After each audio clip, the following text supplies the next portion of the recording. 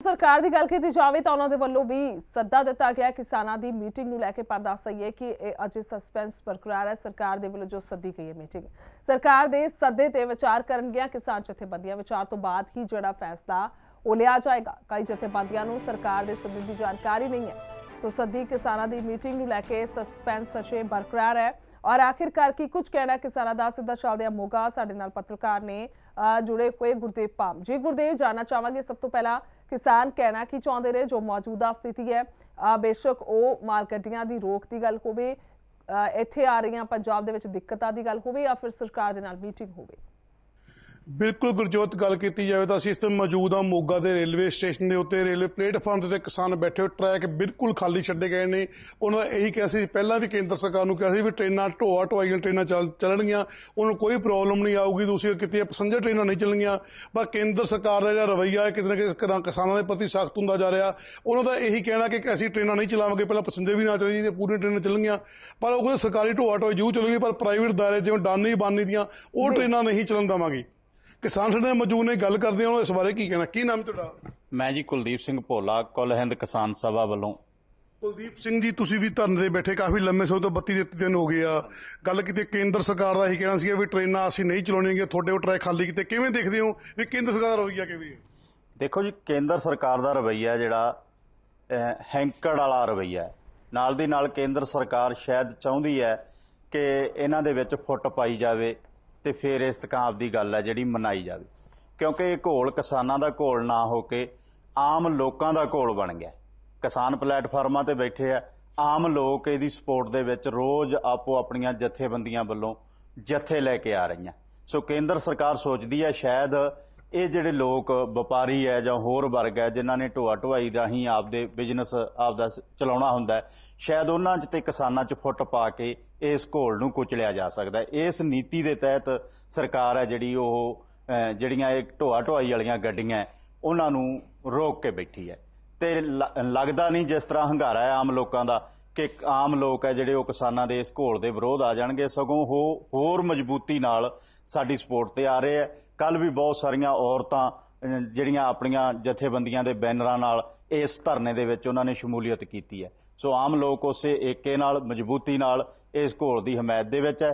ਅਸੀਂ ਕੇਂਦਰ ਦੀ ਸਰਕਾਰ ਨੂੰ ਕਹਿਣਾ ਚਾਹੁੰਦੇ ਹਾਂ कि सरकार इस घोल नूं कुचल देण दी नीति जां इस घोल दे विच फुट पाउण दी नीति जां हैंकड़शाही वाली जिहड़ी पहुंच आ ओह आपदी छड्डे।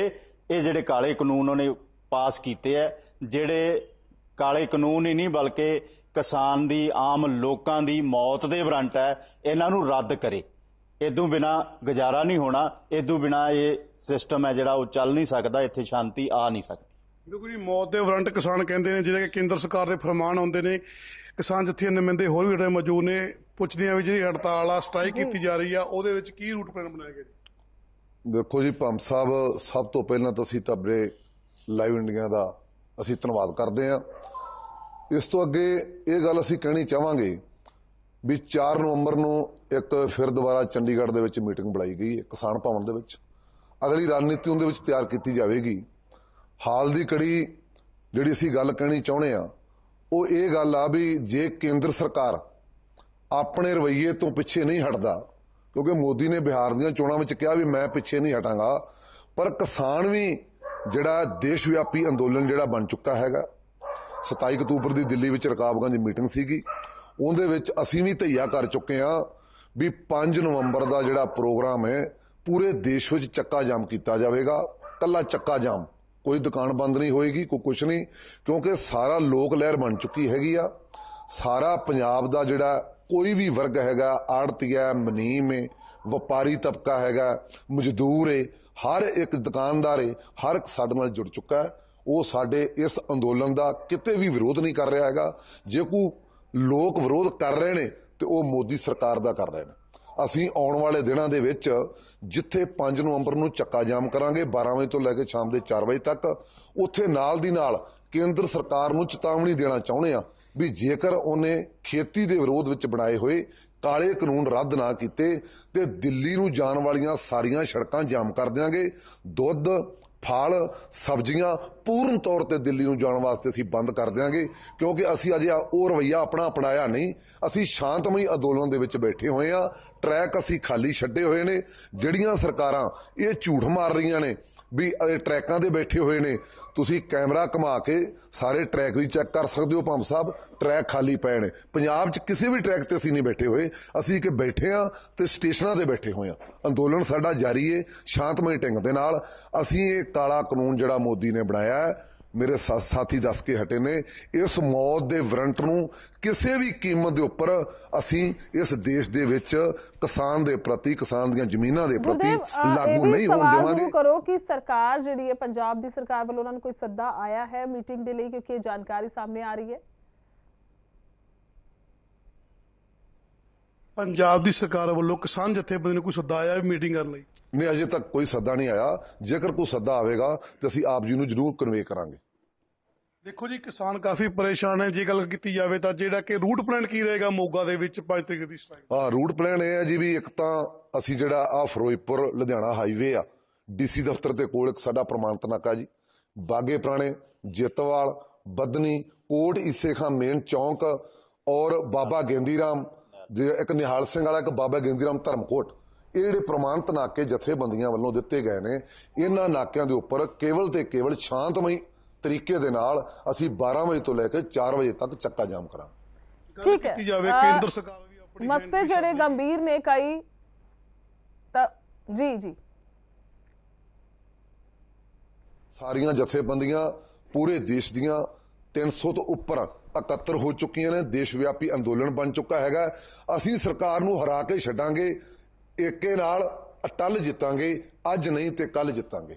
ਤਖਤ ਬਦਲ ਦਿਓ, ਤਾਜ ਬਦਲ ਦਿਓ, ਬੇਈਮਾਨ ਮੋਦੀ ਦਾ ਰਾਜ ਬਦਲ ਦਿਓ। ਠੀਕ ਹੈ ਗੁਰਦੇਵ, ਬਹੁਤ ਬਹੁਤ ਸ਼ੁਕਰੀਆ, ਧੰਨਵਾਦ ਹੈ ਤੁਹਾਡਾ ਜੁੜਨ ਲਈ। ਸਮੇਂ ਦੀ ਘਾਟ ਹੈ, ਧੰਨਵਾਦ ਹੈ। ਸੋ ਦੱਸ ਦਈਏ ਕਿ ਕਿਸਾਨ ਜਿਹੜੇ ਨੇ ਉਹੀ ਕਹਿ ਰਹੇ ਨੇ ਸਰਕਾਰ ਵੱਲੋਂ ਅਜੇ ਤੱਕ ਕੋਈ ਸੱਦਾ ਨਹੀਂ ਆਇਆ, ਪਰ ਉਹਨਾਂ ਦੀ ਆਪਣੀ ਕਿਸਾਨ ਭਵਨ ਦੇ ਵਿੱਚ ਜ਼ਰੂਰ ਮੀਟਿੰਗ ਹੈਗੀ ਹੈ।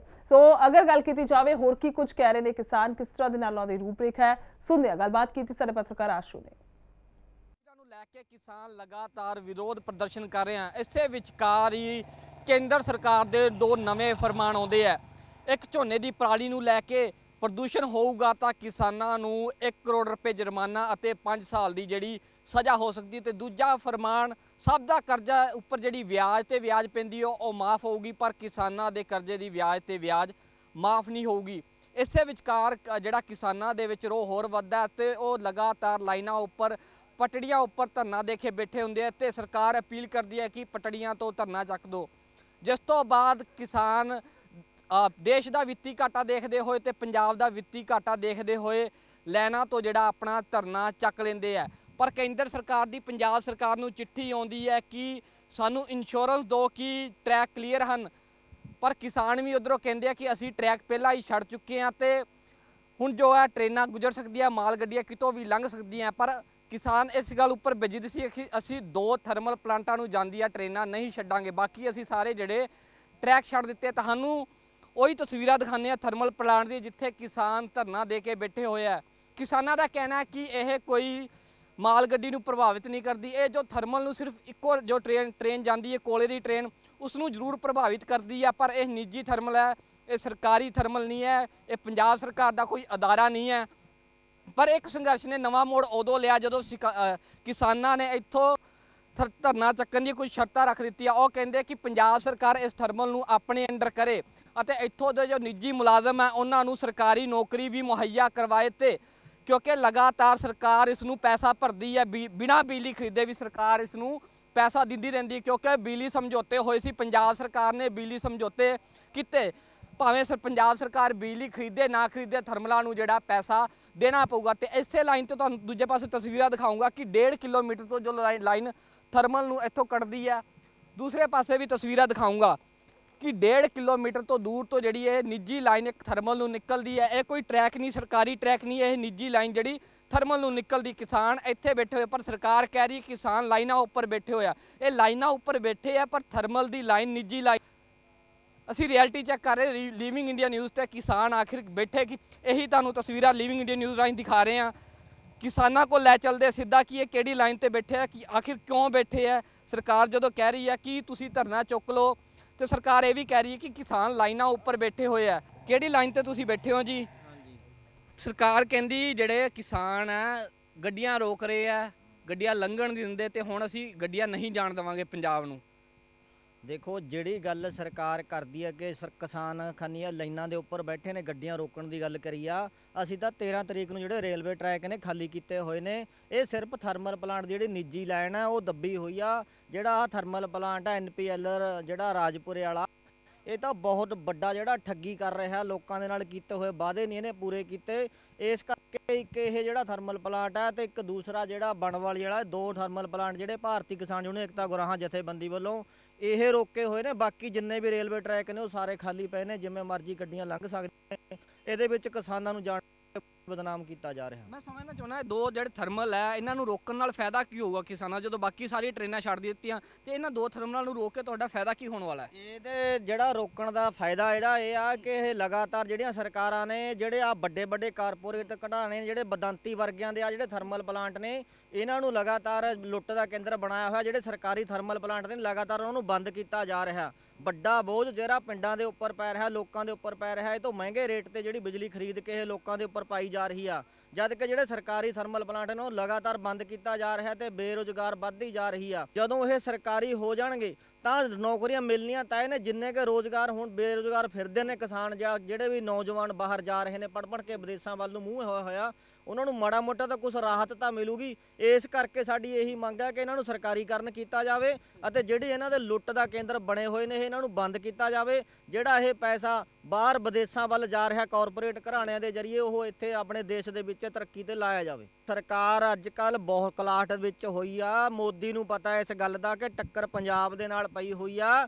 ਇਹ ਜਾਣਬੁੱਝ ਕੇ ਜਿਹੜਾ ਕਿਸਾਨਾਂ ਦਾ ਸੰਘਰਸ਼ ਆ ਇਹ ਕਾਲੇ ਕਾਨੂੰਨਾਂ ਨੂੰ ਲੈ ਕੇ ਵੀ ਇਸ ਨੂੰ ਆਪਾਂ ਤੈਸ਼-ਨੈਸ਼ ਕੀਤਾ ਜਾਵੇ, ਇਹਨੂੰ ਕਿਵੇਂ ਨਾ ਕਿਵੇਂ ਟਰੈਕਾਂ ਤੋਂ ਉਠਾਇਆ ਜਾਵੇ ਕਿਸਾਨਾਂ ਨੂੰ। ਇਸ ਕਰਕੇ ਜਾਣਬੁੱਝ ਕੇ ਕਿਸਾਨਾਂ ਨੂੰ ਜਿਹੜਾ ਗੁੰਮਰਾਹ ਕੀਤਾ ਜਾ ਰਿਹਾ, ਕਿਸਾਨਾਂ ਦੇ ਸਿਰ ਦੋਸ਼ ਮੜਿਆ ਜਾ ਰਿਹਾ, ਜਿੱਥੇ ਕਿ ਇਹ ਕੇਂਦਰ ਸਰਕਾਰ ਇਹਦੀ ਜ਼ਿੰਮੇਵਾਰ ਆ। ਜਿਹੜੀ ਕਿਸਾਨਾਂ ਦੀ ਜਿਹੜੀ ਮੰਗ ਹੈ ਕਿ ਜਿਹੜੇ ਕਾਲੇ ਕਾਨੂੰਨ ਮੜੇ ਨੇ ਆ, ਜਿਵੇਂ ਹੁਣ ਨਵਾਂ ਕਾਨੂੰਨ 1 ਕਰੋੜ ਵਾਲਾ ਜਿਹੜਾ ਲੈ ਕੇ ਆਇਆ ਪਰਾਲੀ ਨੂੰ ਦੇ ਮੁੱਦੇ ਤੇ ਸਮਝ ਲਓ, ਇਹ ਜਿਹੜਾ ਵੱਡੇ ਪੱਧਰ ਤੇ ਕਿਸਾਨਾਂ ਨਾਲ ਧੱਕਾ ਕੀਤਾ ਜਾ ਰਿਹਾ। ਇਹ ਜੇ ਥਰਮਲ ਪਲਾਂਟ ਸਰਕਾਰੀ ਚੱਲਣਗੇ ਤਾਂ ਇਹ ਬੰਦ ਹੋਣਗੇ, ਤਾਂ ਹੀ ਉਹਨਾਂ ਨੂੰ ਸਰਕਾਰ ਨੌਕਰੀਆਂ ਦੇਊਗੀ। ਮੋਦੀ ਸਾਹਿਬ ਧੱਕਾ ਕਰ ਰਹੇ ਨੇ।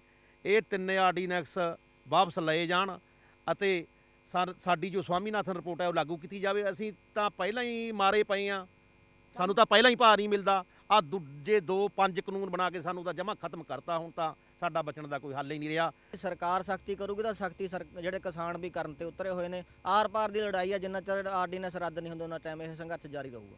ਤਾਂ ਕਿਸਾਨਾਂ ਦੀ ਜਿਹੜੀ ਆਵਾਜ਼ ਹੈ ਸਾਫ਼ ਹੈ, ਉਹ ਕਹਿੰਦੇ ਕਿ ਆਰ ਪਾਰ ਦੀ ਲੜਾਈ ਹੈ। ਜੇਕਰ ਸਰਕਾਰ ਸਖਤੀ ਕਰਦੀ ਤਾਂ ਕਿਸਾਨ ਵੀ ਸਖਤੀ ਕਰਨਗੇ। ਉਹਨਾਂ ਨੇ 2 ਟੁਕ ਅੱਜ ਫਿਰ ਕਹਿ ਦਿੱਤਾ ਕਿ ਜੇ ਅਸੀਂ ਇਸੇ ਥਰਮਲ ਪਲਾਂਟ ਦੇ ਉੱਪਰ ਧਰਨਾ ਲਗਾਤਾਰ ਜਾਰੀ ਰੱਖਾਂਗੇ, ਕਿਉਂਕਿ ਇਹ ਨਿੱਜੀ ਥਰਮਲ ਹੈ, ਸਰਕਾਰੀ ਥਰਮਲ ਨਹੀਂ ਹੈ। ਕੋਈ ਸਰਕਾਰੀ ਟ੍ਰੇਨ ਅਸੀਂ ਨਹੀਂ ਰੋਕੀ ਹੋਈ, ਕੋਈ ਪੈਸੇਂਜਰ ਟ੍ਰੇਨ ਨਹੀਂ ਰੱਖੀ ਤੇ ਕੋਈ ਅਸੀਂ ਮਾਲ ਗੱਡੀ ਨਹੀਂ ਰੋਕਿਆ। ਅਸੀਂ 13 ਤਰੀਕ ਤੋਂ ਜਿਹੜੇ ਟਰੈਕ ਖਾਲੀ ਕਰ ਦਿੱਤੇ ਸਨ।